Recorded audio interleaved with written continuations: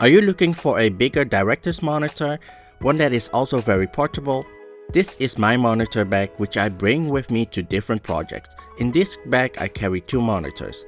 I have the FEELWORLD LUT11S Pro, but primarily I want to talk about is the FEELWORLD LUT11S, which is a great large size monitor, especially when you are a first AC and bringing all the monitors by yourself. While a lot of larger monitors likely need their own carrying case, I could basically fit two of the LUT11S in one bag, but also it's still perfectly portable to carry around in your hand around the film set. The LUT11S is 10.1 inch, which is similar size to an iPad, but instead of having just 500 nits, the LUT11S have a bright screen with 2000 nits, which you can perfectly use on a sunny day and see the image quite well.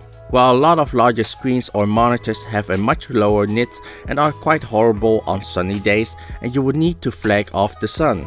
The menu of the LUT11S has all the features that you will need, from LUTs, histograms, grids, anamorphic, false color, and even an RE false color. Pretty much everything you need. Cage option, basically only Nitsy made a cage for this monitor. It's not a cage that really wraps around the monitor, but it gives you more than enough options to mount things and including grips. But the only con is that the stand didn't include a thumb screw to lock it down. Powering the screen, there are 2 AMP battery slots, but I personally added a V-mount adapter. However, because the monitor still uses power when it's turned off, I chose an adapter with an own power switch which fully powers down. The power consumption of the screen is 22 watt.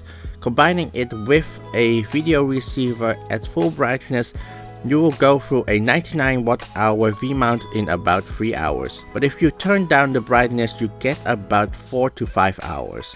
So more often when I turn on the screen, I also turn down the brightness directly. There's also an NPF dummy on the back. However, because I am using a Teradek Bolt 300, the NPF for me is not a must-have feature. But for the people using a more entry-level video transmitter, it allows you to directly mount your receiver or transmitter on the monitor and also directly powering it. But the big question is the LUT11S good enough to focus with?